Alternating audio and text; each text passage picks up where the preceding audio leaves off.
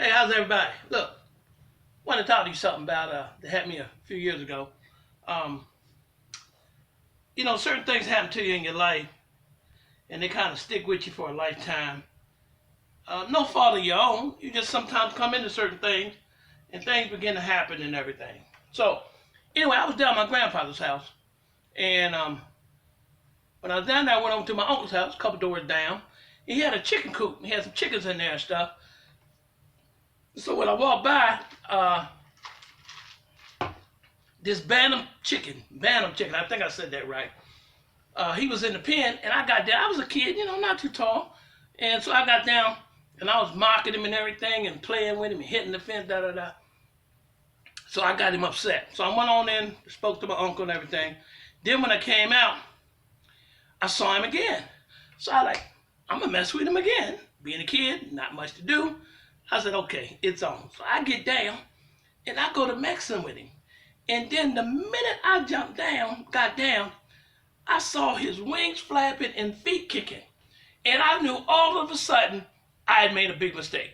Somehow this chicken had gotten on the other side of the fence. So now he was getting ready to come at me to kick my butt.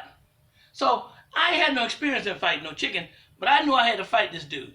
So this was my first experience in mixed martial arts. It wasn't even called that back then, but that's what it was. It was mixed martial arts. This chicken had feathers flying, feet flying. His beak was picking at me. He gave me a scar over on my left eye.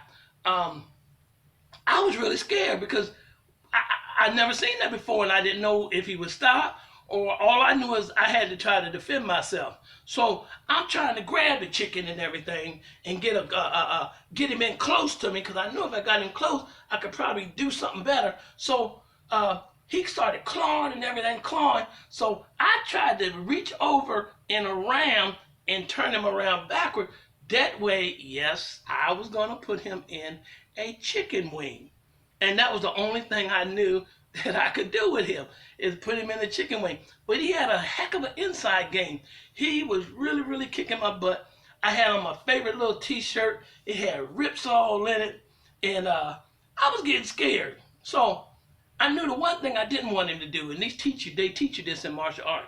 You don't never, if you get all that help it, never give him your back. So I wasn't trying to let him get round to the back of me, because I knew if he'd have done that, he'd have done this thing that I heard a lot of married men talk about after they get married. They talk about a thing called henpecking. I ain't never had it happen to me and all my married, but I heard other men get, it's a real bad thing to be henpecked. So I knew I didn't want to do that. So, I tried to get away and I tried to roll, and then as soon as I tried to roll, I was ready to tap out. But then my uncle ran outside of the house, and he yelled something. I think he had a broom in his hand, and he hit the chicken and everything, and the chicken ran away and stuff. But the chicken was over there about 5, 10 minutes. He was still clacking and talking a lot of smack, like he was going to get me again. So I ain't even bother explaining that to my uncle. I just got in my father's car, stayed there until it was time to go home. I went home. My mother put some Mercurochrome on my scratches, this thing, because I was afraid that, I thought I might catch the bird flu, some kind of infection or something like that. Now, Mercurochrome, that's a byproduct they use to put the space shuttles up and everything. That's that part of jet fuel and everything. But anyway, that's another story. Of course, when she put it on, them scars healed up just like the X-Men character Wolverine. So about 2 weeks later, we went back down there, and my father parked the car, and I didn't even go around back. I went through the front door. Now, in the country, we don't go through no front door. We go through the side door, especially if it's family, or the back door. I didn't want to see that chicken. I didn't want that chicken to see me, because I knew he had already whipped my butt once, and I didn't want to go through it no more. So I'm sitting in the kitchen and everything, and my aunt's cooking. And I get up and I go to the back screen door and I look, and I don't see the chicken out there. My uncle come over, he put his hand on my shoulder. He said, "Boy, you ain't got to worry about that chicken no more. What do you think? He going to get you again?" I was like, "I don't know, Uncle. He tore me a good one last time." He said, "No, don't worry about that." He said, "We took care of that." So I'm like, what's he talking about? So then my aunt told me, "Come on, sit down, let's eat." So we went and sat down and ate. And She gave me this plate of chicken wings. And, well, actually, just chicken back then. And it had been rolled in, dipped in buttermilk, rolled in crushed cornflakes. It was the absolute best chicken I ever tasted in my life.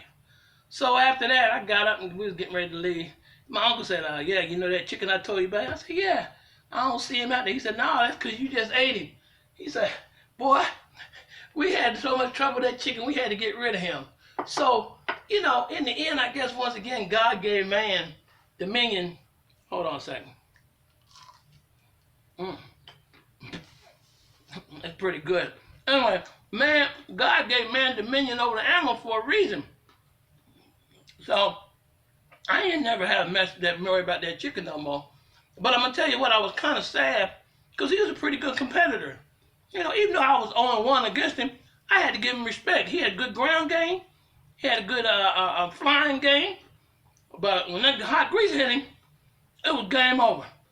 But that's the one time, boy, that chicken good. He caught me slipping. So don't never let him catch you slipping.